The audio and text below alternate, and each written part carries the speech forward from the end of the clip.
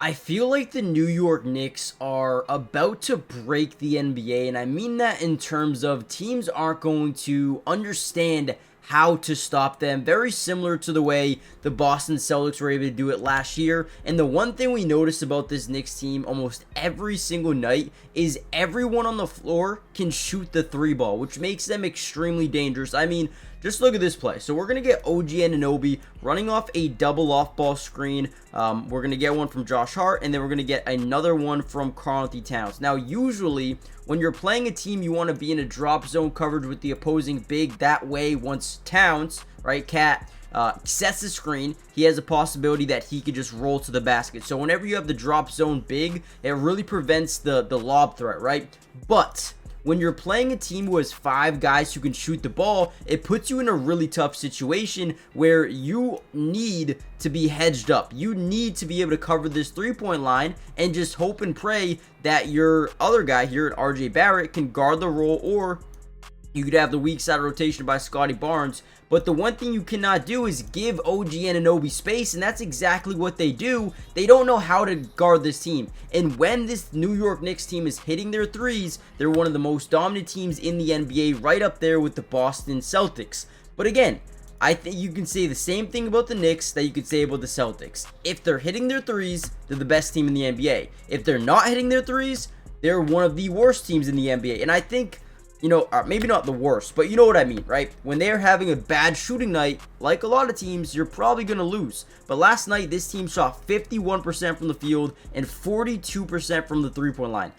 42% from the three-point line. You're not beating this team when they shoot that well. We're going to break down everything I loved about this game, the way they opened it, the way they finished it. Before we dive into the video, Knicks fans, if you guys want more of these type of videos, hit the like button. You guys have been killing it so far, and I don't expect you guys to stop killing it. You guys have been loving these videos. So with that being said, hit the like button and comment down below who has surprised you the most on this Knicks team so far this season. Let's jump right into the video.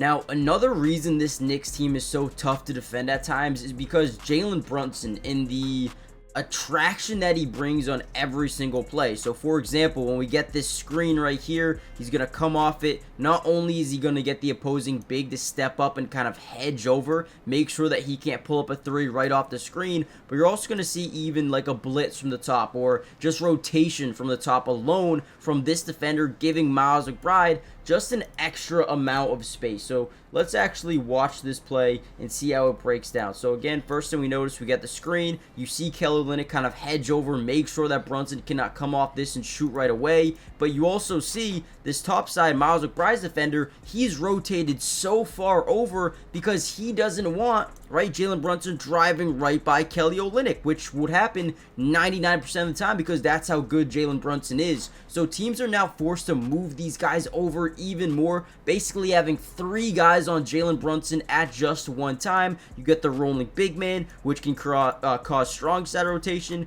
weak side rotation. So you have rotation everywhere. And the thing about the NBA is when you initially get that rotation, someone is wide open. Here they kick it over to McBride. McBride is such a great shooter, non-stop pull up, gets it to go easy. It's so easy for Miles McBride. If Peyton Pritchard didn't exist, McBride would be my favorite to win 6th Man of the Year because he's honestly just so reliable at this point. I think he's got to be at least in the race. All right, here's another really good play. So we get an isolation campaign versus Kelly Olynyk, and you know, whenever you have that mismatch right away, just know whenever you're able to drive by him, you're going to create weak side rotation no matter what. You're going to get the rotation no matter what because campaign is so good at driving by bigger defenders and getting easy layups. You're going to create this rotation from the big man. Now, the one thing we see here is very smart off-ball movement by Achua and Mikal Bridges. Instead of both these guys driving to the baseline or cutting that back door, we're going to get Mikal Bridges actually getting to like the top of the paint and then having the backdoor cut, because now when you see this guy rotate over, you get 1-on-2 on this low side paint, which we absolutely love. So he drives by, campaign's able to draw that weak side rotation fully, and then finds Mikal Bridges, who gets a wide open little floater to cash again. So tough to stop this team at the end of the first quarter, going up 34-27. Nice little run there because they were down about halfway through the quarter, so this is a great way to finish. But the thing I loved even more about this game was the way they were able to finish it. All right, here we go. So start of the fourth quarter, they're actually down by 3. Let me show you how they go on this massive run to ultimately win this game 113 to 108. Before we dive in though, guys, make sure you do me a favor, hit the like button, but more importantly, subscribe to the channel if you're new. It is free. It doesn't cost anything to subscribe, and we will be covering the Knicks throughout the entirety of the season, which means offense, defense, individual player breakdown for almost every single game. I've loved covering the Knicks so far. I feel like they're so dynamic and versatile compared to where they were last year, and I think this team really has the ability to go on a massive playoff run and potentially even win the whole thing this year. We saw the Celtics do it with their first year of Drew and Kristaps Porzingis, which just tells us that the Knicks have a shot. The Knicks really do have a shot. Let me know in the comments down below, do you think they need to make any moves at the deadline or maybe in the buyout market? If so, where do you think they need to upgrade the most going forward?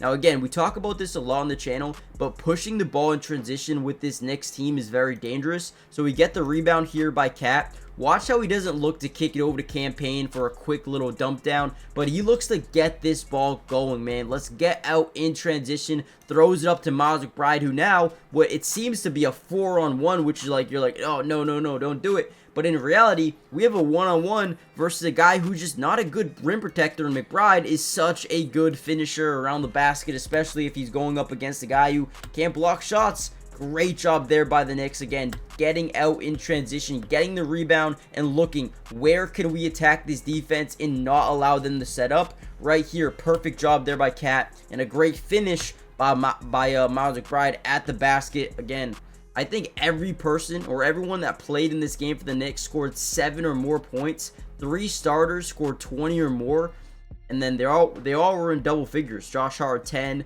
Anunoby had 14, Brunson had 20, Towns had 24, Bridges had 23. A lot of people were nervous about Mikal Bridges, but man, 5 of 8 from downtown today or last night. This team's getting going. All right, here's a very interesting play, guys. Look at RJ Barrett in this low post. He's gonna, just for a second, and this is why it is so big in the NBA to always know what is going on, but he's going to get lost. Mikal Bridges is going to just leak out to this three-point line while RJ Barrett kind of loses sense of where he is. And again, that split second where you kind of mess up means everything. Mikal Bridges doesn't need to dribble, stop, pop, pull up 3 from the corner, gets it to go, and actually gives the Knicks a 2-point lead once again, 95-93, with about 7 minutes to go in this ball game. Let's watch how it finishes. All right, here we go. Now Knicks down by 3. We're going to get this dribble handoff here with Karl-Anthony Towns. He's going to slightly buy a little bit of space for Jalen Brunson. One thing we notice is we get that switch back onto Davion Mitchell, who is about the same size as Jalen Brunson, but Jalen Brunson able to look at his feet, get him to not overcommit to the closeout, or not the closeout, but the contest, and Brunson gets a shot up to go, and one. You're going to see a little bit of contact on the arm right when he reaches this arm out right here. That's when Jalen Brunson, let me fix that for you guys. That's when Jalen Brunson just quickly shoots, gets it to go, and one. Sound dumb, and the Knicks go up by 1 pending, or tied the game pending the free throw.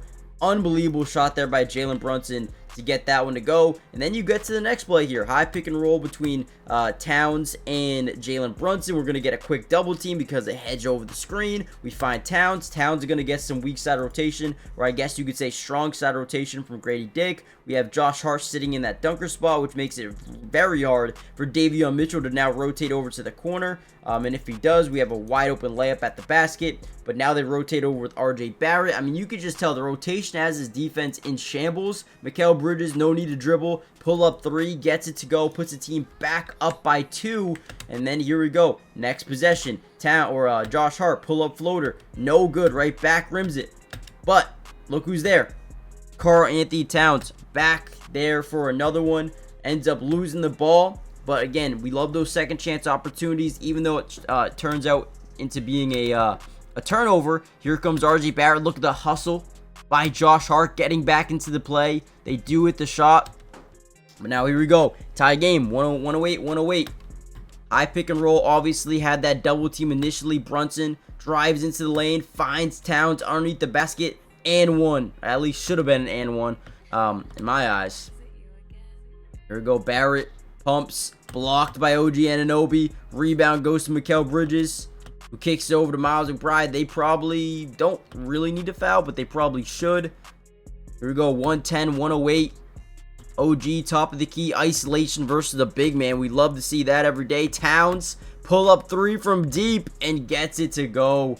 What a way to end this game here. Some big shots down the stretch, and man, these guys are bought in. They're hyped up, and you know, they're ready to win a lot of basketball games, right? I know this wasn't the best win in the world, only 113 to 108, but at the end of the day, it's about building that chemistry, building that rapport, and a team like the Knicks, who have 2 brand new starters into their lineup, it's going to take some time, and this win right here is going to be everything for not only the team chemistry, but also where they're headed down the line. I mean, look at the hype energy from Jalen Brunson. I'm telling you, this team, they're ready to win games. So hit the like button, subscribe, join the family, and I'll see you guys in the next Knicks update. Peace.